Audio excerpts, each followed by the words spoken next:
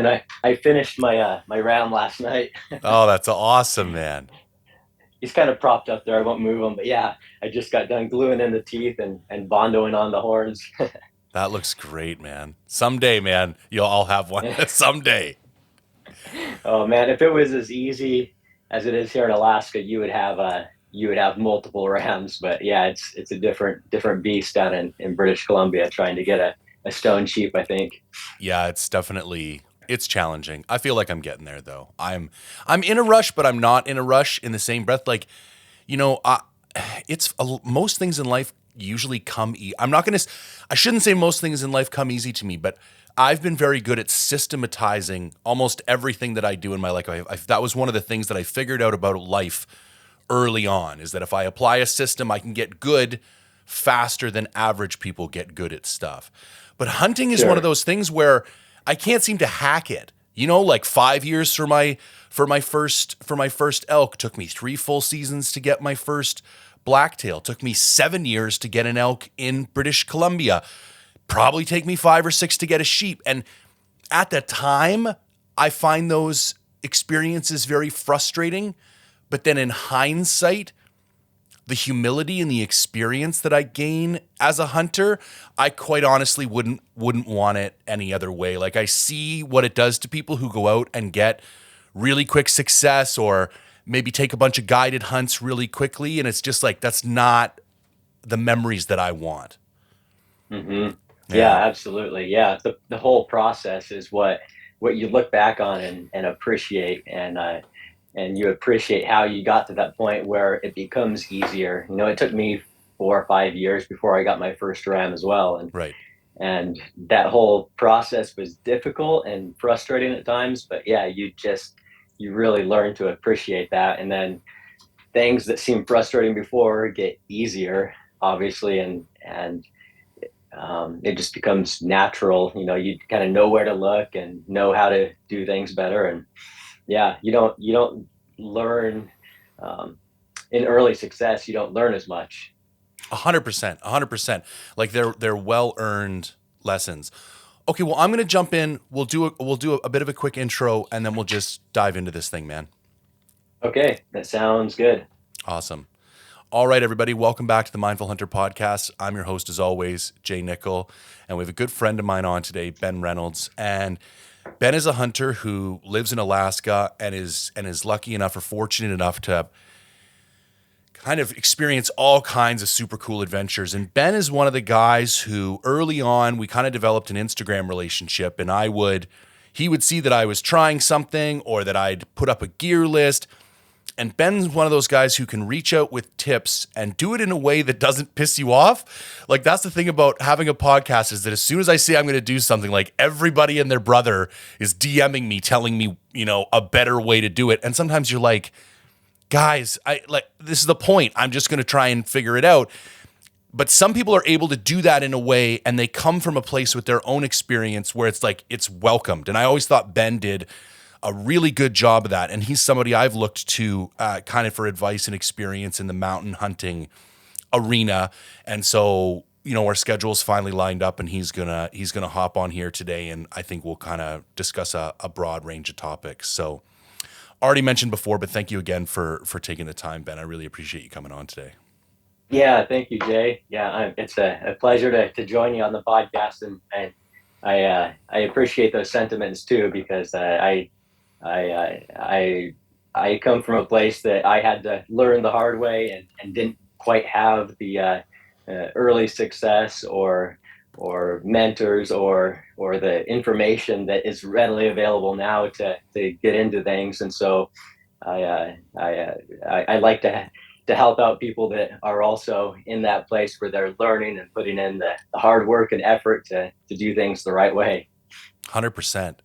Okay, so let's start at the beginning, because I think this is one thing I always try and do on the podcast, because coming into hunting later myself and not having, I had a little bit of that traditional family hunting background, but really kind of learning on this on my own. I'm always really interested in how people came into hunting. So I'd love to hear a little bit of your story and background, and how you found hunting. Yeah, I grew up in Alaska, and in the early life, I was on Kodiak Island. My dad got out of the military and became a ski racer for a short while, and then moved to Kodiak and was a crab fisherman. And I was born in '83, and we lived in Kodiak until I was 5. And some of my earliest memories were on a mountainside with my dad on the south end of Kodiak, deer hunting. And one particular instance stands out. He left me on the side of this mountain, above this place called Mosier Bay that's crawling with massive brown bears.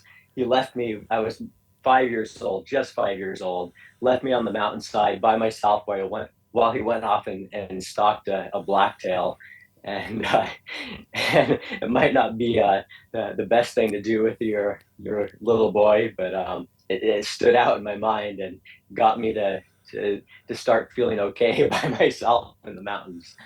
And so it started early with him there. And then we moved to Prince of Wales Island, which has become known recently for massive black-tailed deer. That's where Alan Bullen got his Okay. Pope and Young blacktail recently.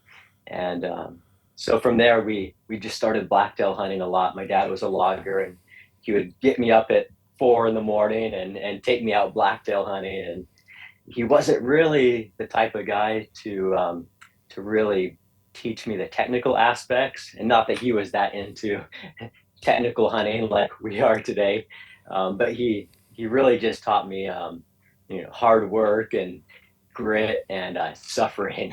We suffered a lot together. And so that's what really stands out for that part of my life. It kind of introduced me to it. But then as I started getting a little bit older, I didn't really have the influence for as far as mountain hunting goes. So I kind of lost that passion for hunting, um, and got more into some other things that really kind of shaped who I am today. I really got into photography Okay. and adventure photography and wildlife as well.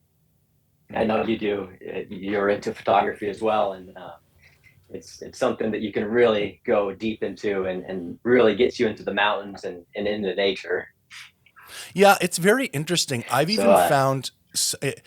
the photography in some ways is almost, I don't want to say more reliable for me, but it's like I know I'm always going to have, especially on, what's very interesting I found recently when I go out on the more, I just want to call them like, regular hunting trips, the camera barely comes out for me. It's really in the backcountry when I'm like, I feel kind of inspired by surroundings that the camera comes out for me. And I find, whether or not you have success on a hunt, there's a lot of luck or chance or whatever you want to call it. But I find like I always come home with like a half a dozen like trophy photos. And it's almost become a more reliable memory maker for me in some ways than the actual successful hunt has become. Yeah, absolutely. I feel the same way. And one of my early influences, because living on Prince of Wales, there wasn't many people really into the outdoors or into anything really on that next level. It was just a lot of hard workers, loggers, and people just living their everyday life and subsistence hunting.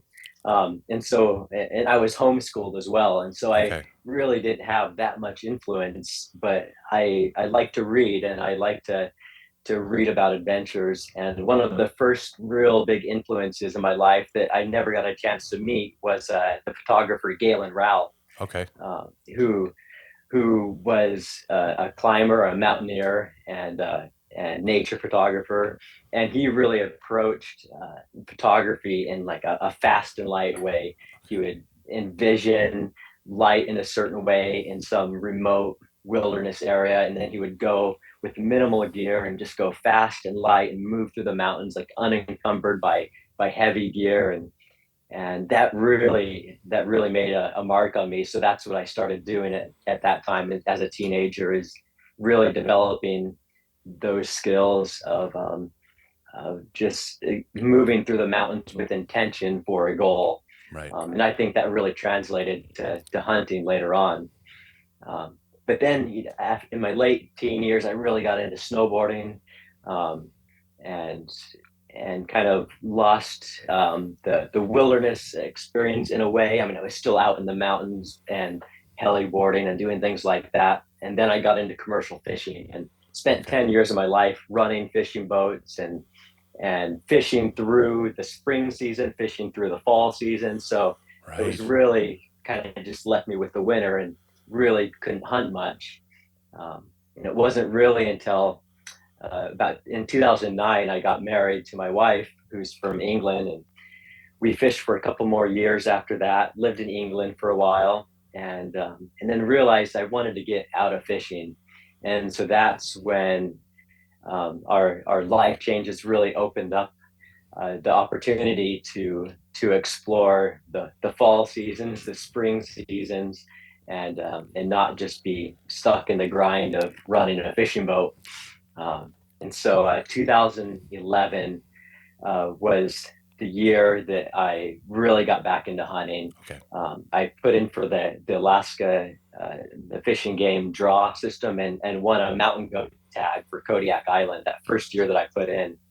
And so I really just dove in and kind of got caught up on what was going on in the mountain hunting world as best as I could, just with the information that was online.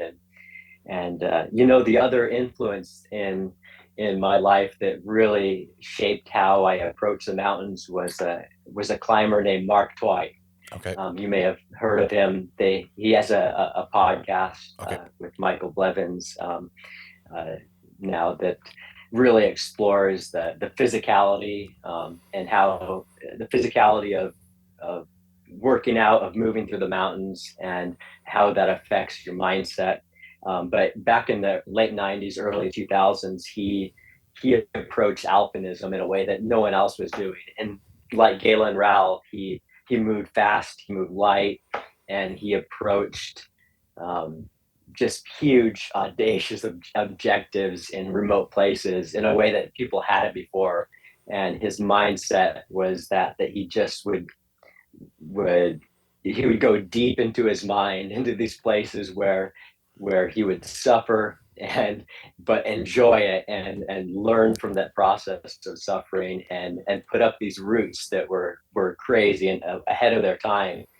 And so that as well kind of shaped how I wanted to approach hunting, not in a traditional way, but to go as light as possible and to really push what I could do mentally and physically.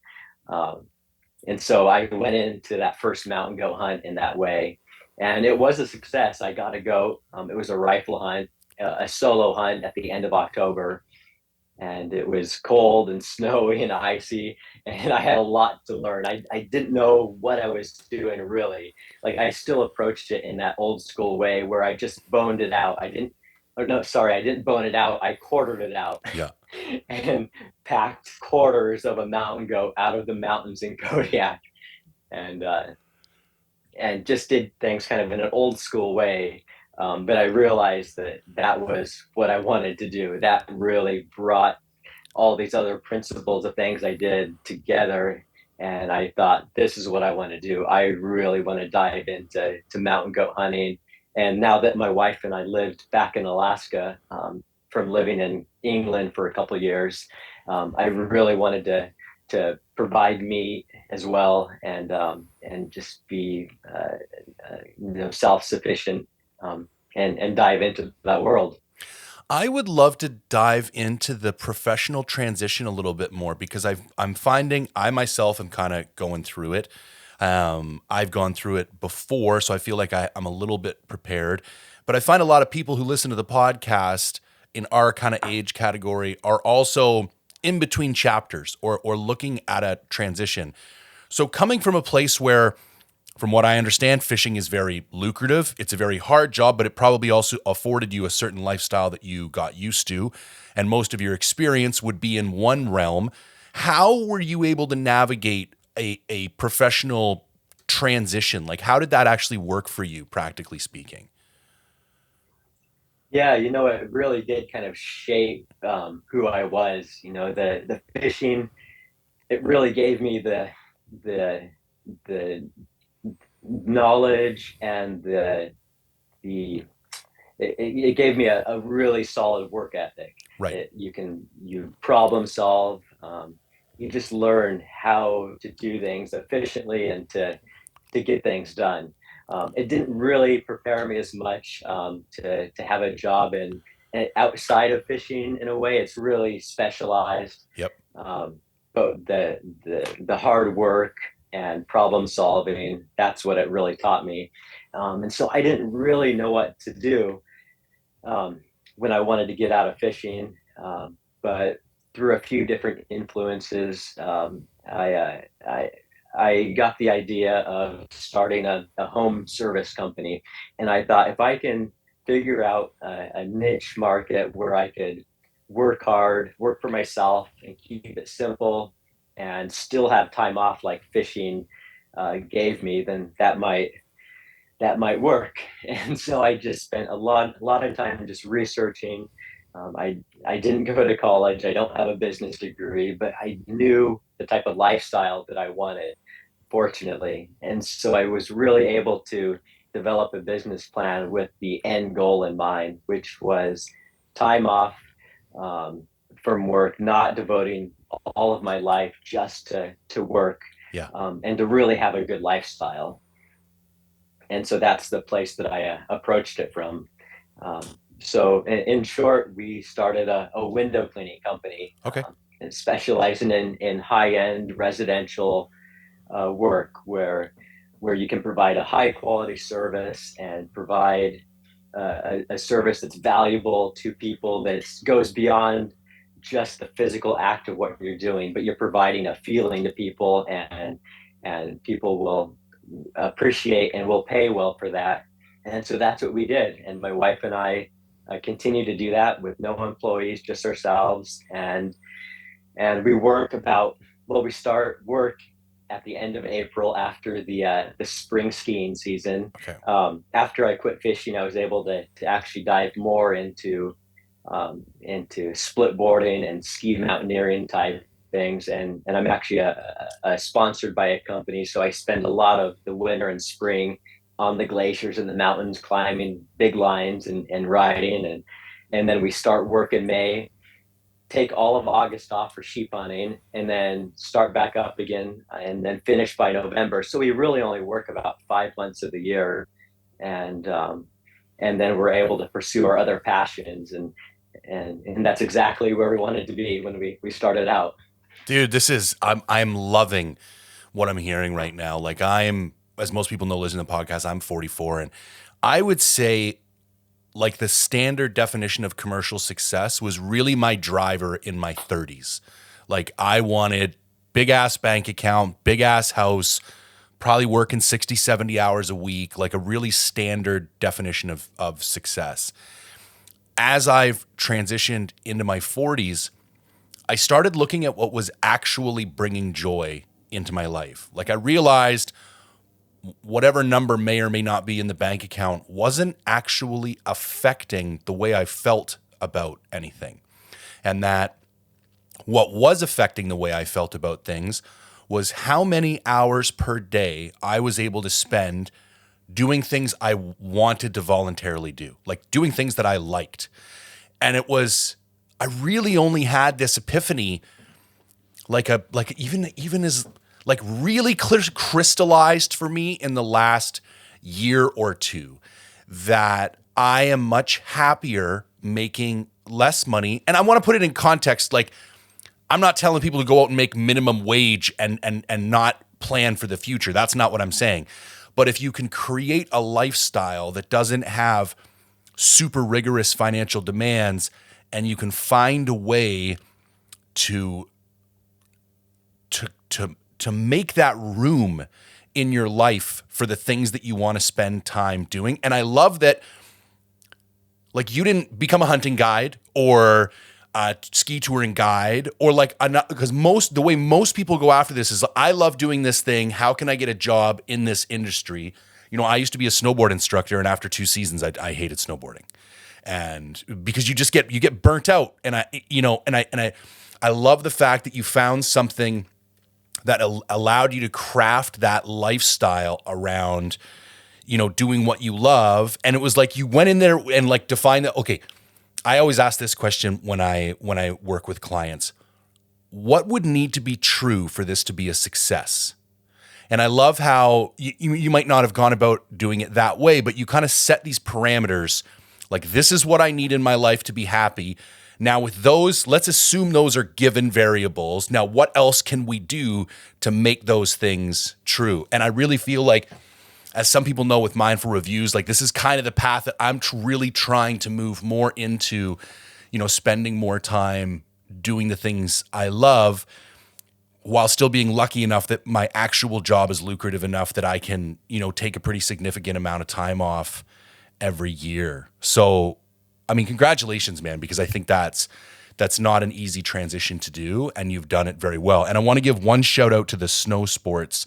If you go to Ben's Instagram, which I will link in the show notes, you just put up a couple lines recently, if I'm not correct, like your last one or two posts were so cool, man. Like, it just looks like there's like one or two lines, and then you're cutting in right from the top. Like, it's so like beautiful and untouched up there. Like, it's really cool footage. Oh yeah, thank you. Yeah, it's the start of the season here. We literally have about 4 feet of snow with berms about 6 feet high outside the house, which is a little abnormal for where I live. But it looks like it looks like it's going to be a good winter. And those two things really complement each other. Spending time in the mountains, whether it's split boarding and climbing lines and riding them, that really adds the excitement in the mountains, the action. And whereas hunting is more, well, it can be full of action as well, but it's often like slower paced. Right. So they really balance each other out. So in when I'm sheep hunting and moving slowly through the mountains, it's great. And that hard work and just climbing something with a heavy pack on your back, I love that aspect. But at the same time, I'm looking at mountain sides and imagining them covered in snow, and the speed and intensity of snowboarding. It's kind of that appeals to me. And then when I'm snowboarding, I'm looking, at the mountains in a different way as well, and they just kind of balance each other out. And of course, the whole winter spent touring on a split board is great for zone 2 training and building your aerobic threshold. So it really does help in the mountains as well as far as fitness goes. So let's dive back to this mountain goat hunt. And I find it very interesting that you kind of grew up on Kodiak and then moved to Prince Wales, which are both like terrible weather, like very West Coast. I spent most of my kind of like, teeth cutting bush years on the north end of Vancouver Island. So even though I've never been to Kodiak, I feel like I know what Kodiak would be like and what it would feel like and smell like. So we go do that first mountain goat hunt. We kind of fall in love with the idea of mountain hunting, but there's clearly still some technical expertise that needs to be honed. Where do we go next? Yeah, so one of my earliest memories of, as far as gear goes, was a distinct lack of gear on a hunt on Prince of Wales, where my mom and dad both went, and a friend of ours named Toma, who lives in the same town I do up here in Wasilla now, he was like in his early 20s, and in my mind made like a lot of money and had like the gear back then. And this Right. was a long time ago. I think I was maybe 14 or so, maybe 13 or 14. And we camped on top of this mountain in this little communication shack where there was a tower. And my mom brought maybe a couple of wool blankets. We had no ground pads. It was wet. We were wet. We were uncomfortable and cold. And my friend Toma, he had a sleeping bag and a pad and waterproof gear. And I just thought, well, that made an impression on me, and it made me think, when I can afford it someday, I'm gonna have good gear. And then getting into fishing, what my mentor and captain, and then the guy I ran boats for, after I fished under him, a guy named Jamie Ross. He really mentored me in the fact that if you work hard and have the right gear, you can be a success. And and so those things really influenced me, and I'm really into gear. I like good gear. I like researching and making sure I have the right gear for that objective. Um, and so getting back to that goat hunt, I realized that I was missing things. I didn't really know how to use things properly. I was still using a bivy sack, with no cover in the snow, which isn't very good. And so I just started researching things more, and really trying to get more experience. And so I went on a couple more mountain goat hunts over the next couple of years, and had more success and just gained more experience. And this was rifle hunting for mountain goats in the Chugach. I would apply for a registration tag, and go climb up through some pretty shitty terrain and alders and cliffs, and go camp in the cliffs with the goats, and got a couple more big billies. Um, and it really reminded me of southeast hunting, just lots of brush and really tough terrain. But I really enjoy open ridges and alpine terrain, and that's where sheep live, and sheep were really the ultimate goal. Okay. And so my direction really started to change towards pursuing sheep. But as you know, that's a little bit more difficult proposition, than mountain goats. Mountain goats are hard, challenging physically and in the terrain they live, but they're pretty easy to find. And when you do find one, especially rifle hunting, you're probably going to kill it Right. unless it doesn't move out of no fall terrain. So that was, not taking anything away from goat hunting, because you can make a goat hunt as hard as you want it to, as you know. Yeah. uh, but I felt the real challenge, and real passion was going to be in sheep hunting. That's great, man. Yeah, I do think it's interesting how we, transition. We almost, and I just came to this realization the other day, but we find the animals that live in the territory where we want to spend the time. Like when I first got into hunting, I think the first animal I really fell in love with, even though blacktail is what I spent the majority of my time doing, it was bow hunting elk. And I was trying to make these like backcountry mountain hunts out of elk hunts. And it's like, it's not where they live for the most part. It's not the most efficient way to hunt them. I spent a few years really wasting my time going 10 miles deep into these areas and sitting there for 12 days. And it was just like, and then once I discovered bivy hunting, I was like, oh, this is how we hunt elk. We stay hypermobile. We cover tons of country. We bugle our faces off until we find that one that wants to play. And then you start having success. But then I started realizing, yeah, but now I'm not spending the time where I want to spend the time. And then that was when I was like, oh, the sheep live where I want to be. Like, this is where these like grand romantic adventures happen, where I can go up there for 10 or 12 days at a time and have these super remote experiences where I run into nobody and really kind of test my own metal. But it was kind of funny how it was like the animal came secondary. Like, that's where I want to be. Now what's up there? Okay, it's sheep. Then sheep is what we're going to hunt.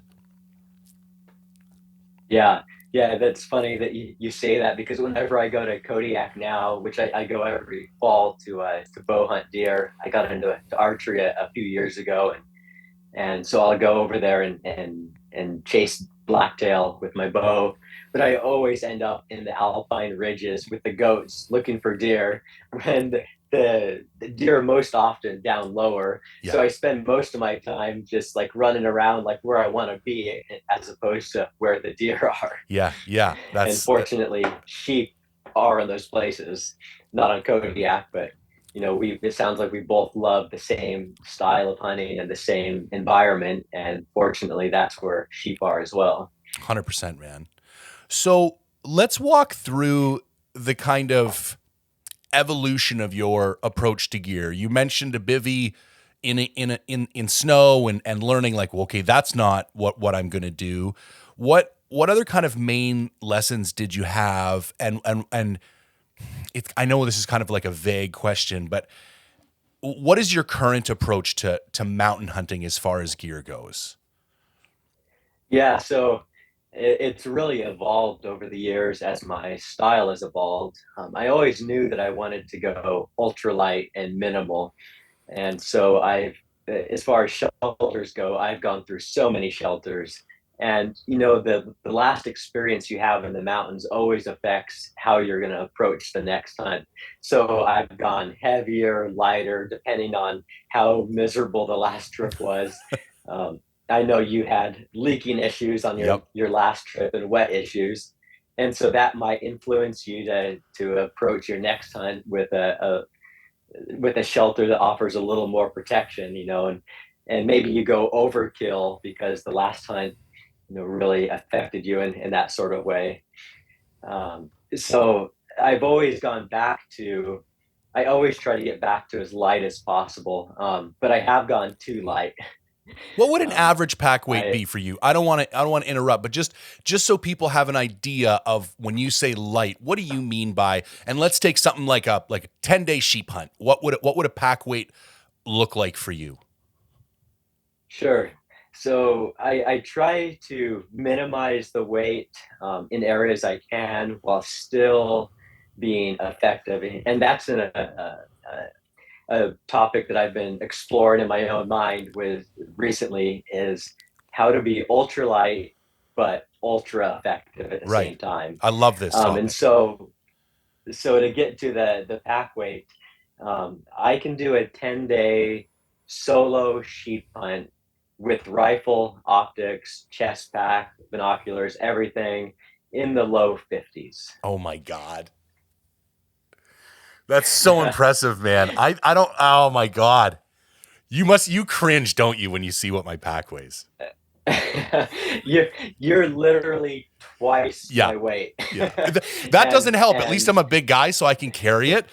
But like I've gotten it down to about 80 these days with camera gear, and I think that's a success. And I just don't think I'm being hard enough on myself. Like there's more there's more corners I can cut. Like there is definitely weight to lose yet, for sure. Okay, I don't want to interrupt you Mhm. though. So I love this kind of thread of lightweight but effective. So we were talking a little bit about shelters and the evolution of your approach to gear. Yeah. So, uh, and that low 50s is kind of the high end, unless I'm doing a pack rat hunt like I did this last year for one of my hunts this year actually, and then it gets up into the high 60s with all that pack rat gear. But last year, for instance, I went in on a solo hunt in early August, so you don't need the insulation that you would need in a later hunt. Yep. And my pack weight was 36 pounds with 6 days of food. Wow. And and being effective in that instance, I knew that I was going to be hunting a ram on the mountain that I was on. I wasn't traveling through big open distances and glassing miles away, and where I would need a bigger spotter and heavier tripod. So I was able to use a little Koa 553 spotter Yep. and a 1 pound carbon fiber tripod. So that only weighs about 3 pounds total for that system. And then I used a pair of Zeiss Victory Pocket 8x25s, Yep. which are ultralight little binoculars, but they're razor sharp. And that combination allows me to be super light in that case because I was going to be close to the sheep once I got up into the mountains. Um, and so, and as far as shelters go, I really kind of fall back to a Mountain Laurel Designs Cuban fiber duo mid. Okay. It's a it's about a 14-ounce shelter with guidelines and stakes. it's a floorless shelter that can really withstand a lot of wind. And as long as you have a decent area to pitch it that drains well, you could just go floorless, and you don't have to be super comfortable. Yeah, of course, a double wall pillowbird tent in some cases is the perfect option, but when you're trying to go super light, that's an area that you can be a little less comfortable, but still be able to withstand storms, snow, wind. As long as your stakes hold, that's super important with the floorless shelter Right. is making sure that it's pitched super securely, and then the wind will just wrap around that shelter. If you're watching the video, you can see on the photo in the background, you can see the duomid Okay. pitched in an alpine environment on a ridge line, with a small rock wall built around it. And is that a trekking And pole that shelter? Is that what the pole is in the middle? it is. You can use a dedicated carbon fiber pole, Okay. um, or you can use your trekking poles. And so I'll use a couple of Volet ski straps to strap my two trekking poles together and use that as the center pole. Okay. And it's nice if you have that option if you're using your poles, because then you can lengthen them, using the straps, so you can get it longer and offset the pole so that it gives you more room in the sleeping area. And then if you are leaving your shelter set up for more than one day, which isn't that common for me, I often travel light and keep moving through the mountains. You can just drop the center pole and leave it pegged out and staked out, and put a rock or something on top of it just to keep everything secure, and your sleep system put back in like a DCF dry bag inside. That way it stays dry if it does rain. I really Um, appreciate you bringing and so that up, that's because what that I was do. the one thing I've kind of been going over with the concept of trekking pole shelters, because I used to run a Kafaru mega tarp pretty frequently, and I loved that thing. Um, and I would even sometimes just replace it with branches, because once you know how long, like I think it was 135 centimeters was the ideal like trekking pole length, and I liked that the trekking poles actually will have the indicators, so I knew how tall I had to make it. And then if I was going to set up for multiple days, I would literally just go and try and find. Now in the Alpine, obviously that's not an option, but I'd never thought of just taking it out and then putting some weight on it so the wind doesn't grab it. I love that idea, because I had asked myself, well, what happens when I want to use my trekking poles in the middle of my hunt to go hunt stuff? So I think that's a great option to put on the table. Yeah, and I recently just got a 4 ounce carbon fiber pole that's Oh long wow. enough to keep it up. And so if it is windy, if it is raining, and you don't want it to puddle on top of it, then you can leave that 4 ounce pole, and that's not a huge weight to have to free up your trekking poles Yeah. if you want to leave it set up. And then kind of getting back to still being effective when you're going ultralight.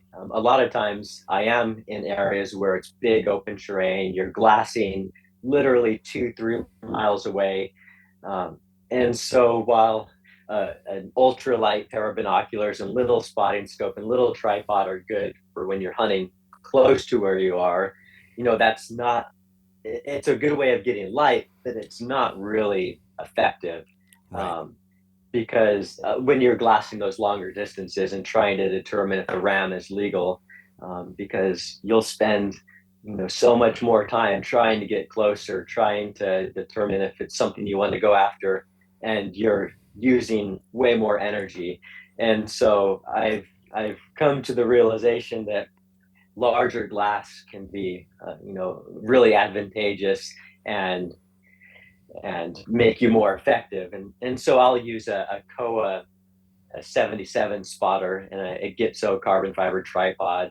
I've got a 1.6 times extender for that spotting scope, Okay. and then I'll use a Mag View, the new expensive Yeah. Digiscope adapter, which does work good. I heard you mention it, and it's absolutely worth its Okay. weight and its money to carry, Okay. because they work amazing. I'm going with an ultralight shelter, a light sleep system. I'll use a. I went through the whole quilt set up for a few years. It's not really for me. Those giraffes, they get in there and wake you up even if it's not that cold. So I've got a different system, but still lightweight. I can go over if you like. Yeah, I'd love to. But yet my sleep system will be light, but then I'll have a little bit heavier spotting scope, and Right, right. it'll allow me to really maximize my time and energy. So maybe, and I don't know how this pairs in, but I'd love to hear your current stance on down versus synthetic, and if that's kind of changed over the time. Yeah, I've gone back and forth. I've used both, and there's a time and place for either, for sure. And I went with a down quilt at first. Had a bad experience with a Hilleberg Solo with so much condensation and just the right environmental factors that I was getting mist inside my Solo, which I thought of as a super secure shelter that I could get away with a minimalist 30-degree down quilt Yeah. in September in Alaska. And it didn't really work out that well. So I moved to a synthetic quilt, and they do work good. I do like synthetic. And as long as you're not going for a super warm synthetic bag or quilt, I try to stay with a 30-degree system. That way I can utilize my thermals Yep. or my insulated layers as well if I need to. And a 30-degree quilt is still like fairly small. It doesn't Yep. take up that much room. But the quilt thing is, if you don't move around a lot and you really have it dialed, you can sleep good. But I would just always, I wouldn't get a full night's sleep because I'd always move a little bit, get a little bit of a draft. It would wake me up. And so I've really started going to a sleep system that includes a zipperless, hoodless bag. So right now, my go-to bag is a Feathered Friends Tanager, Okay. which is a 950 fill, so super high quality down, zipperless, hoodless bag, 19-degree rating that weighs 19 ounces and packs tiny. Wow. And that thing is so stinking warm. And I'm not a large guy, so I'm able just to like push it down or pull it up if I need to vent Yep. or to get it in and out of it. But of course, you do have to pay more attention to it getting wet. Yep. Though I did use it on my last sheep hunt for this year, which was a September hunt, and I had rain, sleet, snow, and I went completely floorless, just using a little DCF Z Packs ground sheet inside my Yep. Duo Mid, I've got the same one. It's and a great it piece was of gear. fine. You know what's Yeah, something it I'm really I'm is. I'm wondering? I, I'm wondering if my size contributes to the fact that quilts work so well for me. Because you're not the first person whose opinion I trust very deeply who's just come to the conclusion that you did the quilts are just not for you. And for me, as soon as I ran a quilt, I was like, this is my life from now on. Like it I almost find them warmer than a bag. But I'm also wondering if because I fill more of it, and once I put those elastic straps behind me, I've got like 3-4 inches of quilt underneath me. Like I never get any kind of draft, but then my surface area and weight is so much more. I'm wondering if that just naturally plugs up all the holes and I tend to get just a better fit inside of that bag than some other people. yeah, that very well could be the case, and it may be the case that I haven't had a quilt that is actually wide enough really to really wrap around me as much. Right. But I never really found myself using it opened up to vent. It's never that hot, Yep. during sheep season, August and in Alaska. It can be warm early season, but for the most part, it's in the 40s or colder at night. So that's what I transitioned to. But we recently explored the topic of quilt layering or sleeping bag layering as well. Yeah, And let's that's dive into something that that, because I want to clarify something for the listeners. So, somebody had asked me a question on a IG Q&A for the podcast, and the question was, have you ever considered layering a down quilt inside of a synthetic quilt? And I have significant down quilt experience. I really like my down quilt for certain hunts. Ran it this year for my sheep hunt, worked fantastic. I like it a lot. However, in my experience previously, I use the whole sleep yourself dry system almost exclusively for hunts. So I'm used to getting into my bag wet at night, drying out through my bag over the course of the night, and waking up dry in the morning in all of my clothes. And with a down bag, I just found that system doesn't work particularly well, especially once I start pushing into the upper ranges of moisture. Like if I'm a little bit damp and the air's a little bit damp, the down will survive. I'll wake up and it'll be a little tacky, but it's not the end of the world. But once I start getting like deep late season, the system just goes to shit for me, and I literally just end up evacuating moisture into the down bag.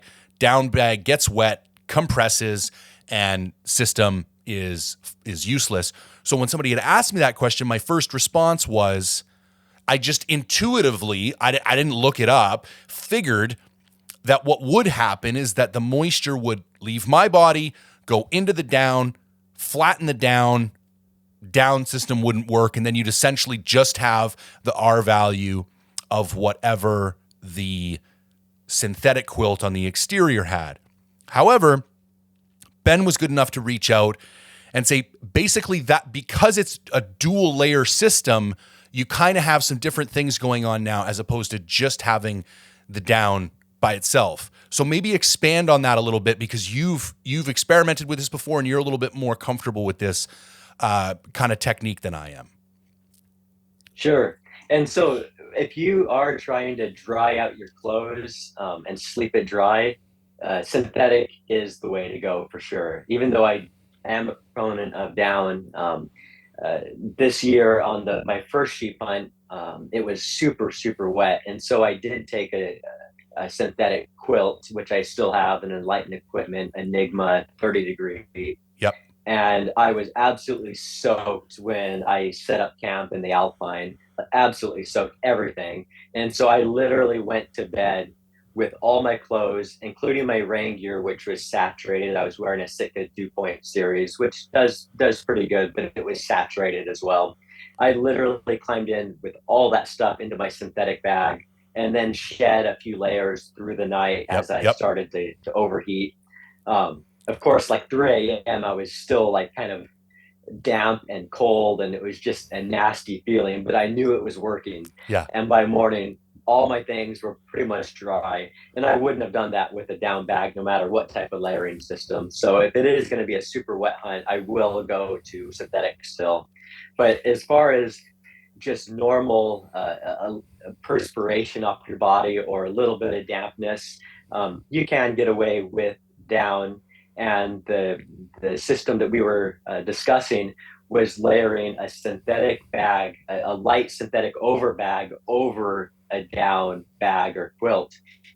And that's a really effective way of keeping your down dry. So say you're on a hunt where it's just below freezing, high humidity, an area that you can get condensation inside your tent, but also your body's perspiration is moving out away from your body. And in those sort of conditions, if you're just in a down bag, you'll often find that you get that that that perspiration condenses on the outside, or it condenses just on the inside of your down bag's outer layer, and you'll see like droplets on your back, and it'll start to wet out your down, essentially, especially if you're out for multiple days and it's real high humidity. You can't really dry it out. But a way to mitigate that is if you layer a lightweight synthetic over bag over the top of your down bag. And so what this does is it creates it uses the temperature differential between your body and the outside air, where the perspiration will continue to move through that down bag, through the outer layer, into the synthetic bag, and then the dew point will now be on the outside of the synthetic bag. Right. And so that is where the perspiration will then condense. And I've tried this and I've used this numerous times, including 2 nights ago. in a snowstorm in my yard. My wife and I wanted to camp in the Was that the snowstorm, red and hilly tent that kind you of a had set up? yeah, Yeah, yeah. yeah. We set up a Hilleberg Namish 2 GT, Okay. and let the snow just cover the tent. And so one night we both slept in there. Then the next night I decided to test out in those sort of conditions, this layering system once again, just so I had it fresh in my mind when we spoke. Yeah. And I had that Feathered Friends tanager, and then I have a Nunatak equipment uh, Grauple 50-degree Apex synthetic overbag, and had that over the top So of the super down lightweight, bag. synthetic, like very thin. Yeah, yeah. Yeah, it weighs 11 ounces, I believe, Okay. 11 or 12 ounces. And so a 50-degree synthetic overbag is a great temperature rating to have for this overbag. It really adds, maybe 10, 15 degrees to your bag as a system. But then the most important thing in those conditions is that it protects it. So the outside of the Hilleberg was covered in snow. There was condensation on the inside, which froze. So there, you move and it rains down, Yep. frozen condensation on you. So that can also wet out the bag, a down bag, if it's not protected. But when I woke up that morning, my my 950 fill down bag was 100% dry, and the outside of that grapple over bag was just covered in beads of water, Right. not necessarily from it condensating and then dripping down, because that was all freezing, it was all frosty inside. It was just from the condensation or the perspiration moving out through the bag from my body. And so if I had just slept in the down bag in those conditions, the outside of it would have been wet. And if you're sleeping or if you're using a bag that has a super light outer shell, this is a 7D shell on that Feathered Friends. It's not super water resistant, and so you would definitely start to wet out that down just from your perspiration. But just adding that over bag really did well and kept that bag 100% dry. It was lofty, not damp at all. That is so wild to me, man. I love learning stuff like that. That's just like, now that you explain it that way, I'm like, of course, it makes sense. Like that, before that moisture has a chance to condensate, when it's still in vapor form, it's getting pulled all the way through the down. So there's no condensate in that actual down bag. Totally makes sense. But it just, in my head, I just thought moisture was going to move in there and wet out the down bag. But I love learning things like that are counterintuitive to what, your common sense. And a couple people had reached out to kind of say, actually you're incorrect, and that's not how that particular system works. So I'm definitely going to experiment with that moving forward, because I can see a lot of really interesting. Because even with my down quilt, I love it, but I almost feel like I have to bring a bivy or something in some situations, because even just from my own perspiration or the condensate coming in from the tent, like quite often I will wake up with like a half wet down bag in not particularly wet circumstances. Like it's not something that you think you would have to worry about. And just having that additional synthetic shell in order to mitigate that is a really interesting tool to add to the toolkit. Yeah, and I've experimented with lightweight bivvies as well with a down bag, and I'm really not a fan. I have a, a Bora Gear bivvy with Argon 67 shell, which is supposed to breathe really well, Right. but I always end up with a wetter bag in most Like it just conditions traps the on moisture the in there at outside of that my point. bag. Yeah, and so even in really wet conditions, if I'm still using a down bag in a floorless shelter, as long as I'm off the ground and using a bathtub ground sheet and not getting wet from below, I stay drier. My bag stays drier if I don't use the bivy. So that's something I've gotten away from. Okay. Yeah. Good to know. Good to know. Um, okay. Well, one more thing Yeah, on the please. quilt layer, and if anyone wants to learn more about it, if they're interested in hearing someone speak about it in a better way than I could, if you Google backpacking light, and search for Ryan Jordan, who is, I think he's the owner of backpackinglight.com. He has some great articles and a recent podcast just from last month speaking about this. It's a great resource. Ben was good enough to send me the link for that podcast, so I will include that in the show notes as well. How are you doing for time, Ben? We've already been on for an hour, and I don't want to take advantage of your time. I know you got stuff to do. Oh, I definitely have a bit more time if you want Okay. to just to dive into a few more topics, as long as you have time as well. No, absolutely, man. I'm good to go, and I'm kind of loving the direction this is headed. So let's just get back into the gear list. Any other items that have kind of evolved and where you're at now compared to where you used to be? Yeah. So my weapon choice is something that is really evolved, and as I've been able to refine my whole system and have the means to upgrade, I've really gotten away from uh, trying to go ultralight with a weapon at the expense of being effective. Right.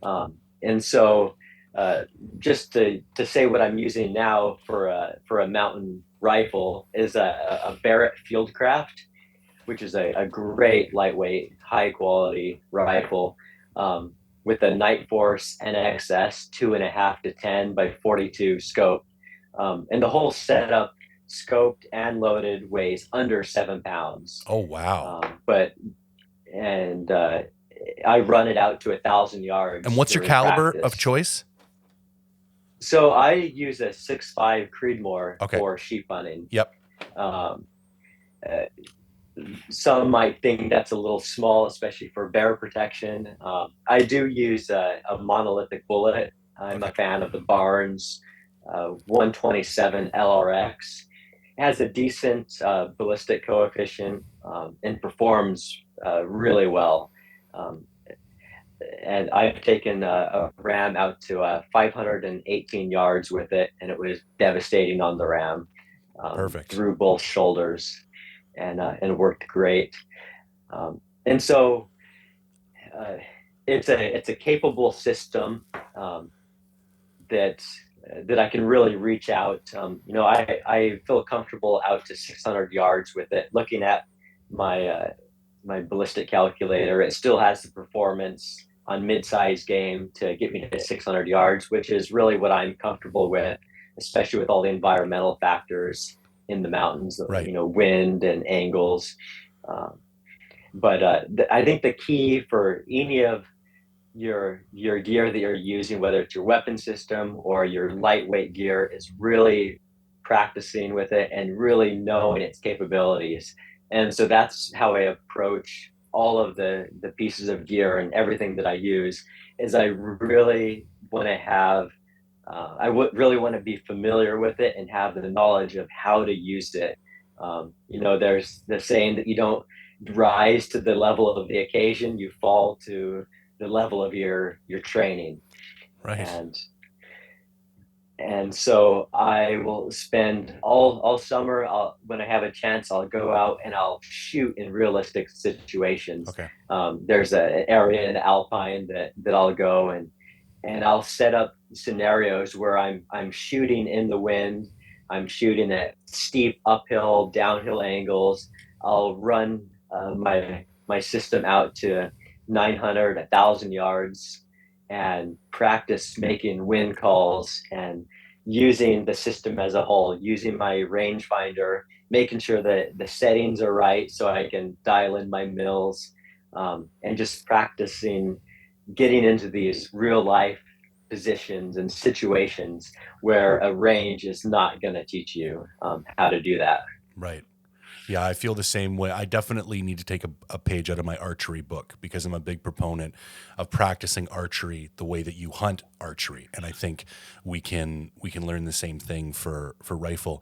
And I want to give a quick shout out to the EXO guys in the Hunt Backcountry podcast because they have also come to the same realization on that particular scope of choice for you, the Night Force 2.5 to 10.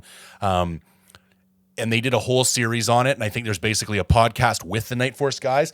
And then there's a podcast where Mark breaks down his weapon system and spends a lot of time detailing why he chose that particular scope. And it's funny, I'm currently running a Leupold VX5 HD 3-15.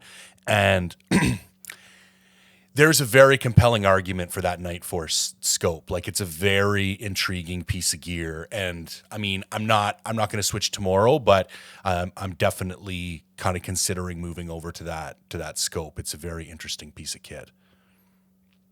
Yeah, I find 10 power perfectly adequate on game out to 600 yards, and you can use it, practicing, way further than that as well. And just the reliability and the durability of it, and its return to zero. I've had uh, Leopold scopes in the past not return to zero when I'm dialing. Right. And that's something that I want to eliminate any variable that can affect, my effectiveness and ethical, killing of an animal. And if I'm not putting that bullet where I want it to go, then that's not being effective for me. And so I have several of those scopes, a 42 mil, and then a couple of the 32 mil NXS scopes that they don't make anymore. And I actually built a 22 trainer rifle with that same scope as well. And really, reps are what really you need reps in order to become familiar with any piece of gear. And so I have that same NXS scope on my 22 rifle with a suppressor on it, so I can shoot in my yard. I can open my sliding door and shoot off the kitchen counter if the weather's not good, if there's snow, as long as my wife isn't home. And we don't have kids, but we have a couple house bunnies that are our kids, our babies, and I can shoot with that suppressed 22 with subsonic ammo, and the bunny will be sitting right next to me while I'm doing it, not being scared. That's wild. So those scopes are great, and just being familiar with what reticle you're using and making wind calls off of that is really invaluable. So I can't recommend that scope enough. Yeah, that's really interesting. I want to pick your brain a little bit about snow travel. So, as most people know, I'm about to go on my second winter goat hunt. And a lot of people kind of reached out and is like, oh, have you considered a polk?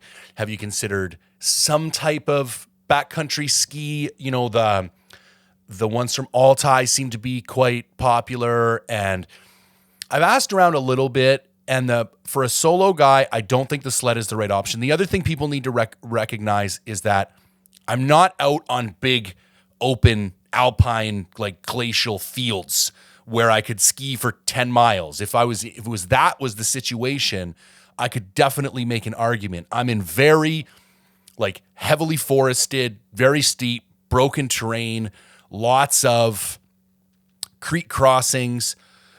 So when you're approaching like traversing snow, what are some of the things that you've learned, and what are some of the variables you take into account when you're looking at picking the optimal tool for a variety of circumstances? Yeah, that's a big subject, because it's a whole other world to travel through the mountains in snow and on Yeah. snow.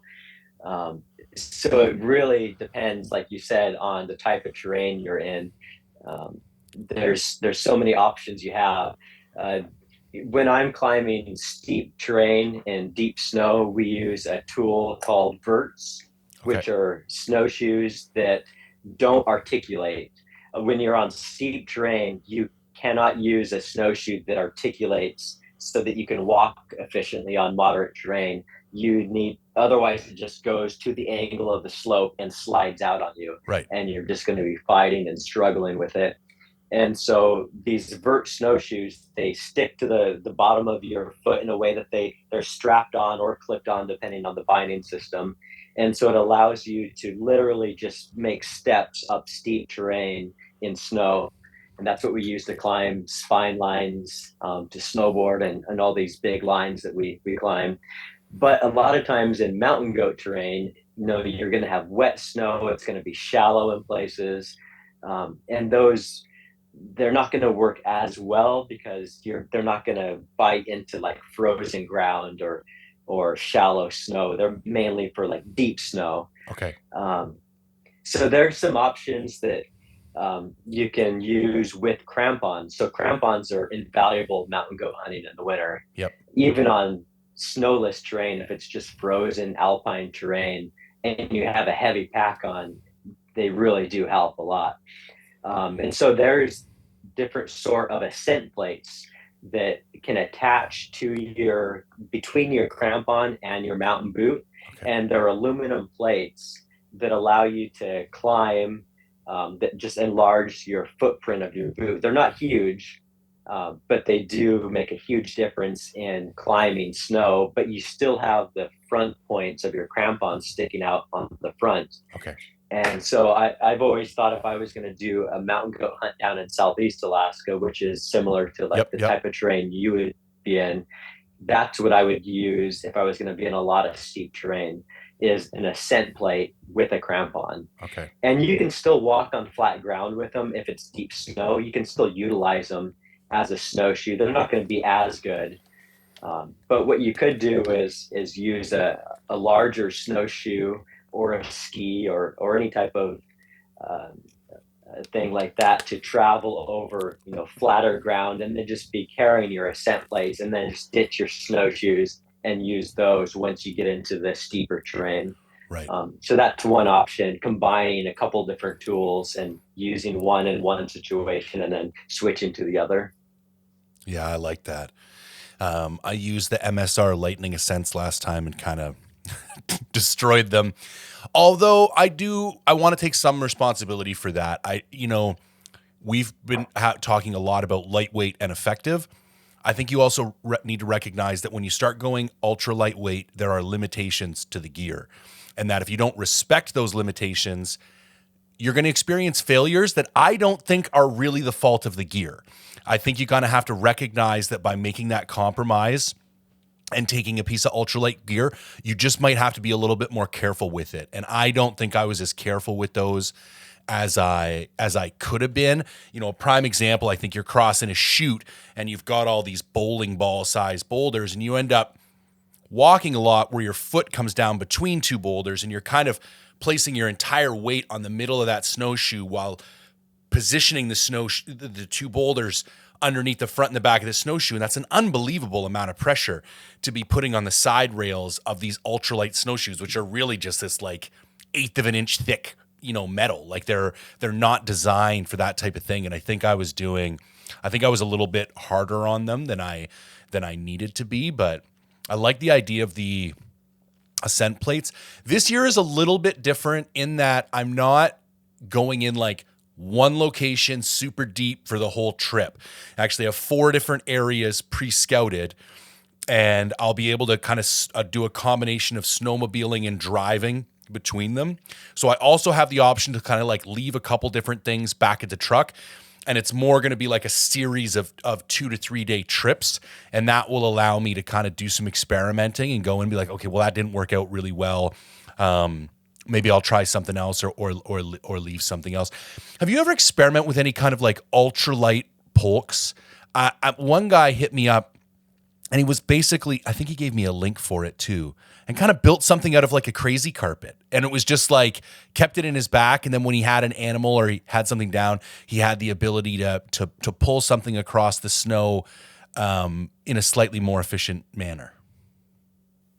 Yeah, I do know of a good option for that. The only winter hunt that I've done where I used, well, I've done a winter hunt in Kodiak, but there's not a lot of snow. It was an archery mountain goat hunt last year, um, and I did get a goat, but it wasn't super deep snow, and so I didn't need snowshoes, just crampons.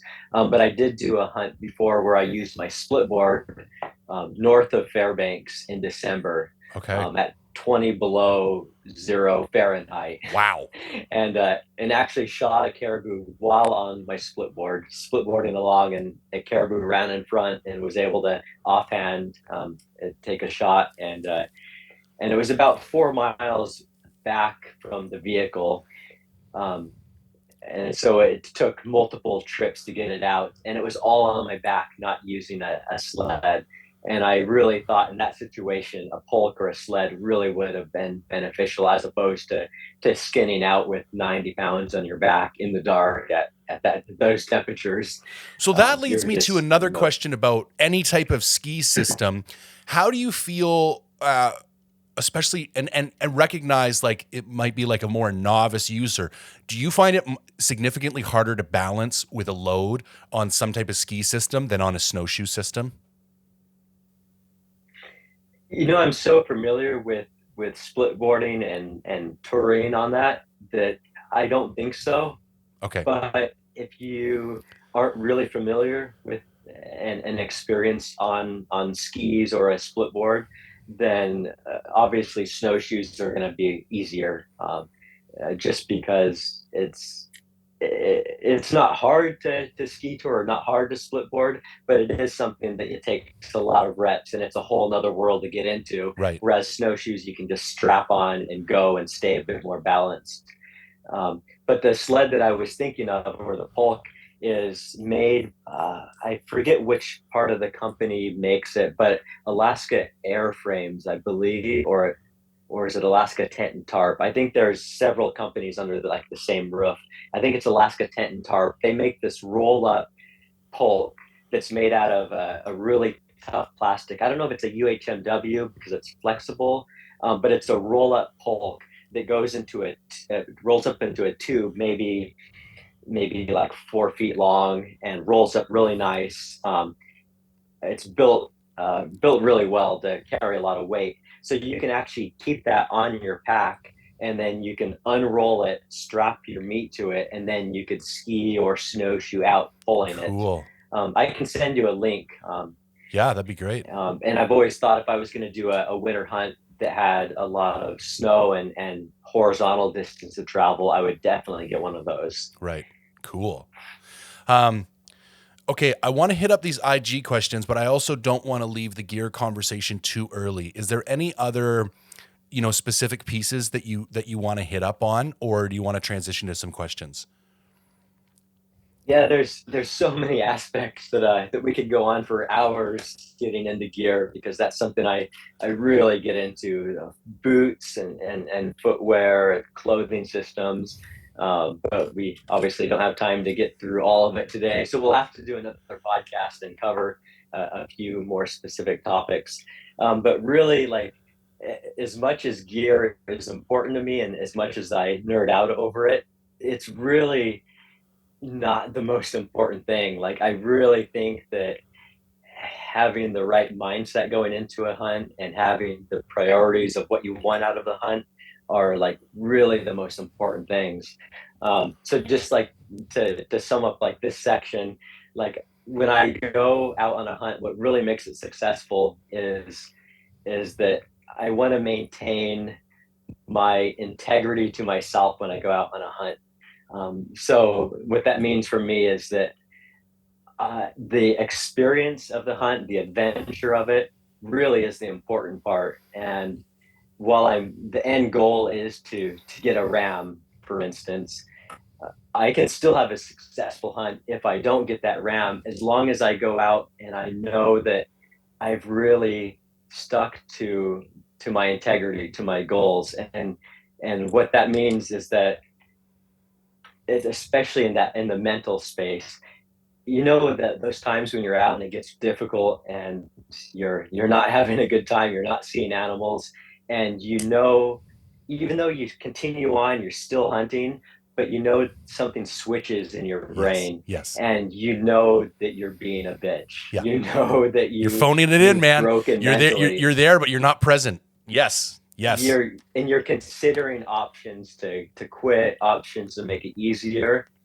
and really, that's what I love about solo mountain hunting, is developing those qualities and strengthening your mind in a way that you can go out and go through these really hard experiences. Your gear's dialed because you've done all of that research, all that nerding out before. You really have the experience with that gear to that you don't have to think about it when you're out. It's really just comes down to your physicality and your mindset. And if you can go through that hunt making decisions that you need to make, whether it's going over another ridge line or climbing another mountain or just continuing to be focused on that hunt and know in your mind that you haven't failed yourself by letting yourself down and letting your mind go into a place that wants you to quit and then giving into that, but like working through it and knowing in your mind that you've really given it your all. I think that is really what makes a successful hunt for myself. I'm really glad you brought that up. And much like earlier in the conversation when you're talking about, effectiveness with a weapon and putting in reps and having faith in your gear because you've done your homework, are there things that you intentionally do either during the off season or any other time of the year where you train for this mental stuff, or ways that you've found to, become stronger mentally and psychologically so that when you're in these like really kind of deep, dark moments, you're able to kind of push through and come out on the other side?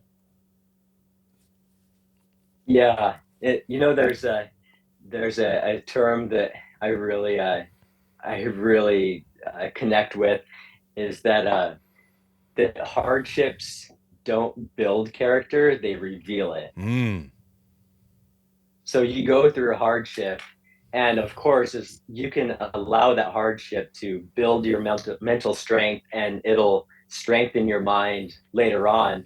But during that specific moment, that hardship isn't going to strengthen you.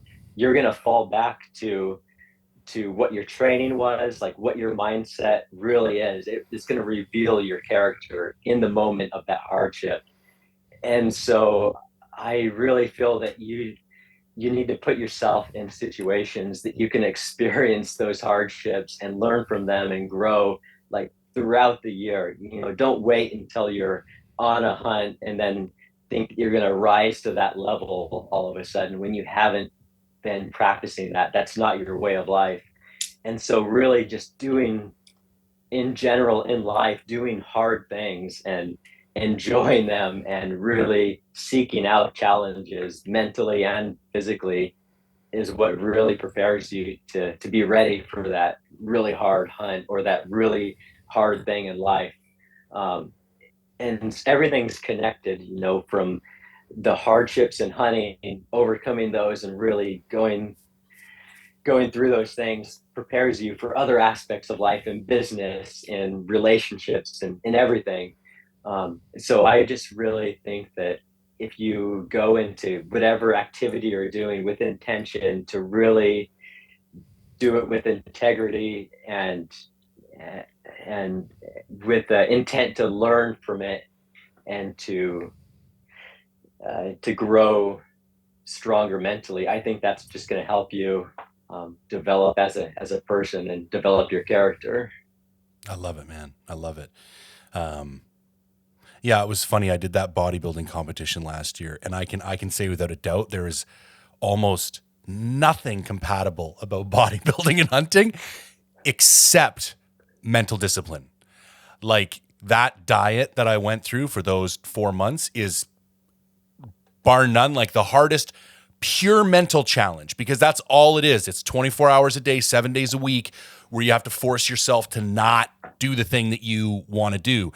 And coming out the other side of that, one of the things I like to say is like, for everyone, the hardest thing we've ever done is the hardest thing we've ever done. And so the next time you do something hard, it's just going to be related to that last hardest thing you've ever done. And I loved how you said, like, go find harder shit to do, because I think each time we can move that bar up a little bit higher, that the hardest thing we've ever done is now a little bit harder, a little bit harder, a little bit harder. All those next things we run into, they just don't feel as hard. That's the other thing. And so coming out of that, really, challenging exercise of being on that diet for so long, when I went out on my sheep hunt, there were a lot of situations I ran into that just didn't feel that hard. Like I was like, it's not that bad compared to what I just went through for the last couple months. So I think finding those situations throughout the rest of the year when and whatever that is for you, because not everybody gets to live in Alaska or in Vancouver or where the mountains are right outside their front door. I think there's other ways we can create, psychologically challenging situations, and there is carryover. It might not be a perfect one-to-one carryover, but if you're building mental toughness, that mental toughness will transition over into the other activities that you do in your life. I'm not even a big CrossFit guy, but that was something I always liked about CrossFit. Like those workouts are terrible. If you actually try and do them at like peak capability and drive yourself into the ground, like stuff like that will build mental character. I think jujitsu, something I competed in for a long time, I think that's fantastic because you get big, strong guys on top of you that are dominating you with their will, and you're just like, that's a tough spot to be. So I think I just don't want people to feel if you're not right next door to a mountain, like there's other ways that you can do this. Yeah. Yeah. And just having a discipline, not a motivation, but a discipline to always stay ready, always stay capable and fit for whatever comes along, whatever hunt comes along. So many people wait for the draw results in Alaska before they start planning their hunt or before they start planning. I know every year I'm going to have some amazing adventures. I don't even know exactly what I'll be doing next year, though I have some pretty good ideas, and they're going to be amazing, huge adventures that are incredible, but I don't know what they're going to entail exactly. But if as long as you can be disciplined to know that you're going to be a much better person, much happier person if you are ready for whatever challenge comes your way, and maintaining that year round. One thing that I've experimented a bit, that I actually got from my wife, who isn't into doing really hard things or like challenging herself in the way that I like to do, but she just loves to be happy. That's Right. what my wife is. She does things that make her happy. But she started looking into fasting Okay. as far as a way to really to it's a deep subject, but a way to really not control like cravings, but really for more like a physical health benefits of Sure. fasting. And she said that a week long water fast teaches you so much discipline and so empowering, to do that, to not be controlled by something. And that really got me thinking that that's a great thing to experiment with, to empower yourself to really have a discipline to listen to your body and to go beyond what people think that you might need, which is food. You do need food, but you don't need it as much or as often as what you might think, and it just gives you a mental strength that you may not have had before. I love that idea. That concept scares the hell out of me. Like, and that was one of the reasons I did a bodybuilding content. Like, I have a lot of food issues. I like to eat a lot of food. I tend to binge and like eat too much sometimes. And so I specifically did that because that idea scared me of having to restrict my food intake to such a degree. And I'll be brutally honest. It's like the other thing that scares me is one of those like no talking retreats. And it's not like I even talk a lot. And I like being by myself. But the idea of going somewhere for a week where you're not allowed to talk and you have to sit and just be with your mind all day. Because even in a hunt, when I'm kind of like that, I can still distract myself. Like there's still things going on. But yeah, those things deeply just like, yeah, like I get like sweaty palms just thinking about doing a week fast, which probably means it's something I should do because there's something to be learned in that. Okay, let's bang out a couple of these questions. Now, I recently did a review on the Terminus, but you've been running it for significantly longer. And someone says, what are Ben's thoughts on the Terminus after long-term field testing, and what would he change? Yeah, it's a great pack. I absolutely love it for what it is. I still have a Stone Glacier Sky 5900 with its load shelf and more features for some hunts. For deer, I just got done with a couple deer hunts with my boat out in Prince William Sound, and that's the pack I use. But the Terminus, for what it's designed for, alpine, sheep, and goat hunting, um, as long as you are organized and have a system for using inside your pack, it works great. There's no unnecessary pockets or any unnecessary features on it. So it really is meant for someone who has their system dialed, and it carries weight phenomenally well. I believe that the foam is a little bit stiffer than what they've used in the past on the hip belt and shoulder straps. So it feels really nice. I used it on 3 sheep hunts this year. I packed out one and a half sheep, one pack raft hunt. I had it loaded to the gills with pack raft equipment for a 8-day hunt, which turned into a 10-day hunt. My partner killed a ram on day 9, and we were out of food. Had to eat a sheep for 2 days to get out, and packing out once we got off the river section of that trip. Wasn't super heavy, but it was maybe around 90 pounds with half a sheep and then the rest of the gear. It carried really well. And then my last hunt for the year was a solo hunt in late September, where after I killed my ram, I found a 10-year-old ram in a new mountain range um, in some pretty horrible weather conditions and terrain. And it ended up packing out with the Terminus. The pack out was 4 days, 42 miles, I believe, in total, and 19,000 vertical feet total climbing with that pack out. So I definitely got Holy some shit, experience with Ben. the That's pack. insane. So it was double carrying. So I wasn't going in a single load. The Yep. terrain just dictated that that wasn't a safe option. Yep.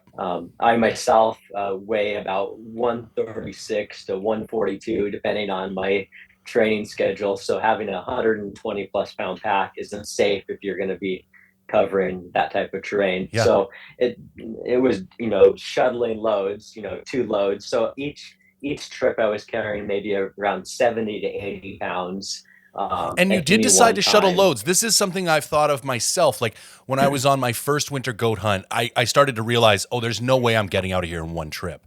And I came to the realization that I think I would prefer to shuttle than go all the way out and come all the way back in. Now, I did that more for psychological reasons. Like it just felt like a less mentally challenging concept. You know what I mean? Whereas I think it would be very difficult to go all the way to the truck and then turn back and be like, shit, now I got to go all the way back in. But are there any specific like tactical reasons you chose to do that, or was that the same rationale I had? Yeah, so it was just the type of terrain. There was snow, sleet, lots of loose, shaly black rock with the black lichen on it. That Right. it's just so dangerous if you're trying to carry literally your body weight on your back. So it was really just what I was capable of doing in that terrain was only carrying 70 pounds ish. That was the safe option for me. But I wasn't going all the way to the truck. I was going Yeah, that's what I mean. Like, why did maybe you decide to three or do four it? hours. Yeah, why did you decide to do it in legs as opposed to one trip all the way out and then come all the way back in for the second load? Sure. Sure. Well, weather was moving in. It was going to be snowing a lot. I had to go over a 6,500-foot mountain that already had significant snow on it. So I didn't want to be too far away from each load at any one time. Right. One for bears, Oh yeah, sure. and it is a mental thing. Like if I was to go all the way back out, 15 miles or so, and climbing over that mountain all the way to the truck, it there's a chance I might not have got back for that load. But Yeah. it would have been the meat that was left if I um, I mean, sorry, the meat would have came out first. I would have been going back for my gear and the horns. there's a chance I couldn't have gotten back in. So as long as I was able to go just a few miles at a time and move it continually out towards my truck, then I just felt I had a better chance of getting it out. And you know what? Those smaller sections really breaks it up mentally. So, Yeah. carrying 70 pounds for a few hours isn't that bad, even if you are climbing steep terrain. But then when you drop off that load and you turn around and go back, it's a pleasant walk. Like you don't normally get to on a pack out get to travel over this beautiful terrain, even if it is horrible weather, with no weight on your back. Right. So you're literally just cruising along. It's just enjoyable. You really get to reflect on the hunt, and it's really a nice mental break from packing. Yep. And then you grab the next load and go. So the terminus it performed great. I used the internal load shelf, um, and I did put the game bags in a dry bag inside because it's not 100% sealed, so you could get some blood through the seams or in different places. So I still used a waterproof bag inside that load shelf. Okay. And as long as you don't, if you're just carrying the meat in that bag, if you cinch everything down, you can start to get that pack barreling, meaning that the back panel will kind of barrel or round out around that meat, Okay. and then you get like a tube on your back, and it's not comfortable. So you do have to be aware of how tight you're strapping everything down and how you load it, Okay. because it's not an ultra stiff frame. Um, that resists barreling. So you just have to be mindful of that. Okay. Okay. Anything you would change on the pack? No, I don't think so. As for what it is, I think it's great. If the seams were sealed on it, that would be fantastic. But I do understand that it's difficult to seal those type of seams so that it would be 100% waterproof. But what I have done is take some seam sealant and gone over the outside seams, and that does help with water ingress because that ultra fabric is waterproof, but the seams aren't taped. So you still can get some water in there, as you found out on your test. But if you do seam seal it, it's pretty water resistant. And on the inside, I always pack my gear in waterproof stuff sacks like DCF, Cuban fiber Yep. stuff Yep. sacks. So even if it does get wet in there, my things are dry. Fantastic. I was very impressed with that bag as well. Again, recognizing it is what it is and it's been designed for what it's been designed for. Um, do you bring salt for the hide? And if so, how much? Oh, yeah, that's a tough thing because salt is heavy. Yeah. I've taken out some capes and I've left other capes. My wife isn't a fan of any eyes in the house, so I Okay. draw my sheep as Euro mounts. Okay. And so I've got some nice wood up on my wall in my living room with my Euro mounts on that. But I have brought out capes I have one mountain goat hide that I have tanned. So I have brought out capes before, and it's legal to sell those to a taxidermist or someone that needs the cape. And so I've never salted in the field. What I normally do is just flesh out really well, um, and then bring it out, freeze it, and then get it to the taxidermist after that once it's sold.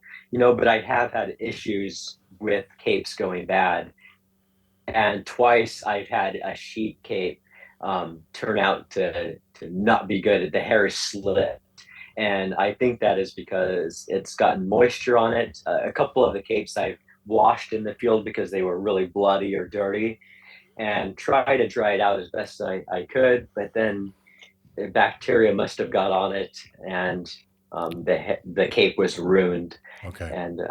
and so it was all for not carrying it out. So if I do have a good cape in the field that isn't damaged, then I will try to bring out at least the shoulder mount. But I've never used salt, so that's a tricky thing maybe salt would be a better option, but I know some taxidermists don't want it salted. They just want it green frozen. Right. So I'm not an expert because I've failed in that regard on a couple occasions. Yeah, I've taken it and I've not taken it, and I've taken it and I've poured it out because I got halfway through the hunt and I was like carrying 4 pounds of salt, and I'm just like, I'm done with this. I will either leave the hide or I will. And I think the other thing, I think where salt is actually more beneficial is on like a lake fly-in hunt, where maybe you're going to get something, but you're not going to be able to leave for 5 or 6 days or something because you're going to be in a group hunt and there's other animals to get or whatever the case. So you got the situation where you can bring in extra weight, and you might be in a situation where you're going to have to wait a really long time. Because even like people are asking me about my mountain goat hunt, and it's like, well, as soon as I kill the goat, I can leave. And like 2 or 3 days is not, especially in like relatively moderate temperatures, like it's not going to kill the hide. You know what I mean? It's this like kind of extended periods that I think are much worse. So yeah, I was carrying salt on some of my sheep hunts, and I've stopped doing it now. And the other thing is, the hide is the one thing that I have really no ethical obligation to bring out. And given how deep we are sometimes, it is 100% going to be the thing that gets left behind, because I'm quite happy with a euro on my wall and not having to hump out, what would probably be, I don't know, 10, 15 pounds anyways, wouldn't it? Are you talking about for a goat or a sheep? For a sheep. For a sheep, yeah, the front shoulder, like the front cape for a shoulder mount, might only weigh 8 pounds or so if it's dry, 8 or 10 pounds. Okay. But yeah, mountain goat hide, a winter mountain goat, Oh, you're looking at a lot heavier. yeah. It's funny. I actually mounted my elk this year, and the only reason I just didn't say the only reason I mounted it, but it was because we got the quad to within 200 yards of the elk. And I'm like, when is this ever going to happen again? So it's like, if I'm ever going to do a shoulder mount of an elk, this is the elk to do a shoulder mount of. And it wasn't like a big trophy bull. It was like a nice, reasonable 5-point. But just because of how convenient the hide was to the quad, I decided to take it out. And bear in mind that salt could be a good option for a lot of people if depending on their circumstance. So what the things that I'm speaking to are just ultralight, self-supported mountain hunts that are quite specialized. So the things that might work for me, like I can only do so much, like on these type of hunts. So if you have a four-wheeler or a plane or a boat, that completely changes things. And so what I do may not be relevant for that. Yeah. Okay, we got some more questions, but we're kind of, time is getting out of hand. So I think we have a ton more gear stuff to talk about, and I'll save these questions. And I think 100% we'll need to follow up with a round 2. So I'm going to put links for all Ben's stuff. I love his Instagram.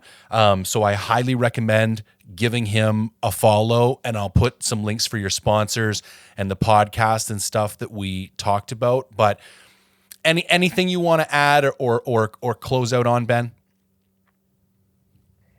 There's so much that we covered, but so much more that we could get into. So I would love to do another podcast with you, and it's gone great. So I really hope that your mountain goat hunt is everything that you want it to be.